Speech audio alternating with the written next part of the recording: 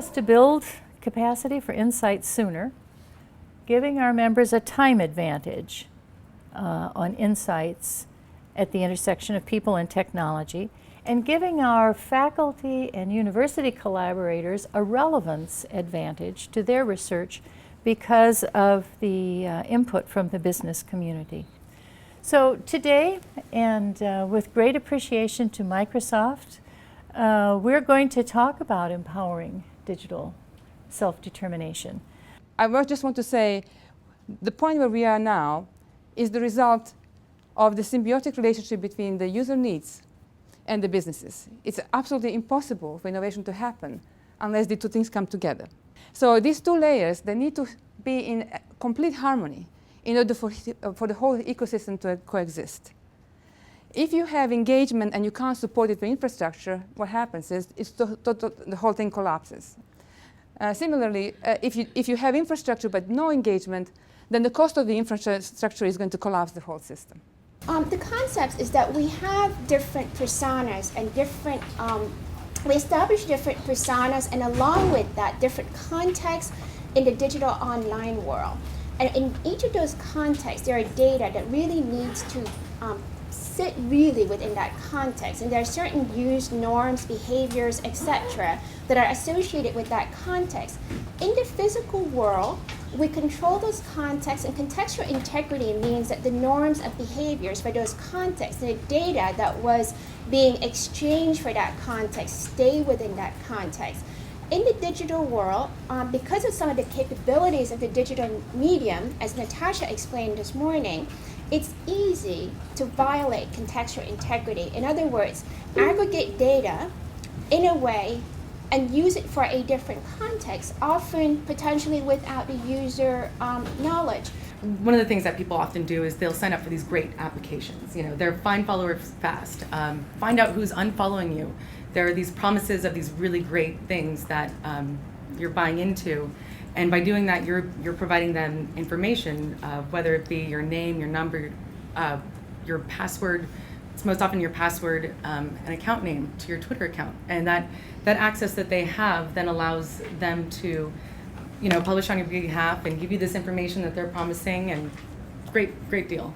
Unfortunately, what happens is you click on the wrong one, you get the scammy one. That application is now going to take your information, change your password for you, take over your account, and now start posting on behalf of you.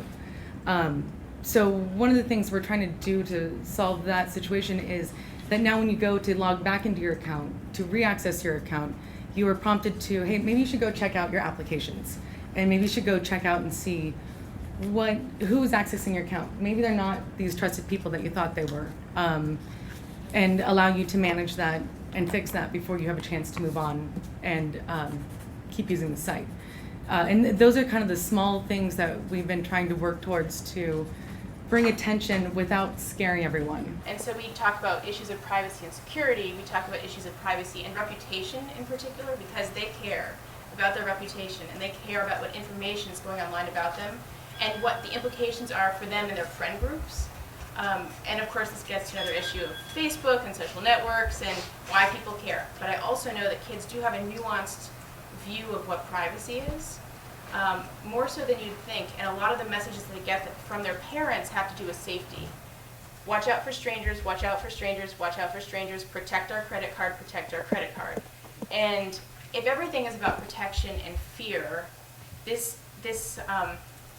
discourse does not work with kids. So I think for kids in particular, the inroads to them is through thinking about them, their issues of justice, issues of their reputation, and kind of what it means to be a citizen in an online community.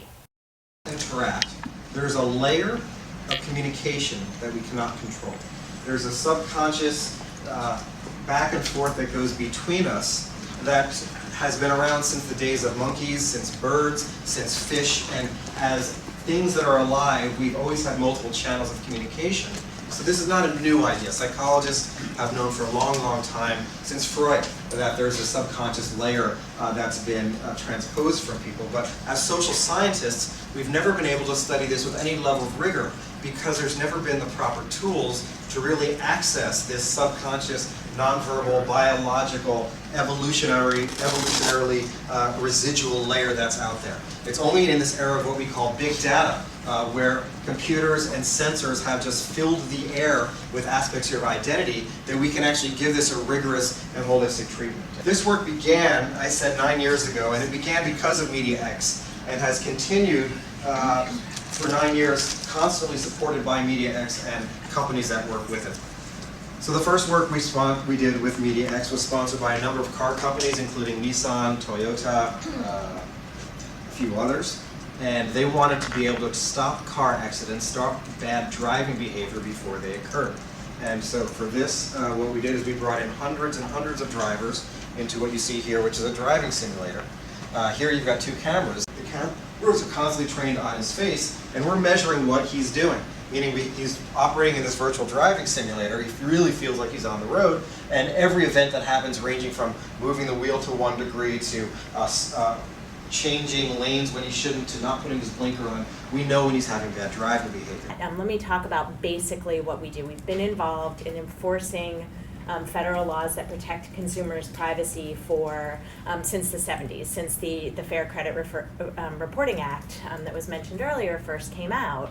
And that act gives you rights to control how information about you is used for certain protected types of decisions, such as decisions about employment or the issuance of credit. And so in that case, this is information that is protected based on how it's being used, which is kind of unique. But a key law, what I work to enforce in many, many instances now is just a basic law that prohibits companies from engaging in unfair or deceptive acts or practices. And a lot of attorneys spend a lot of their time at the agency working on that. And so why this conference is so interesting to me is because to figure out what is deceptive, we ask ourselves, well, what would a reasonable consumer think is the deal with this website?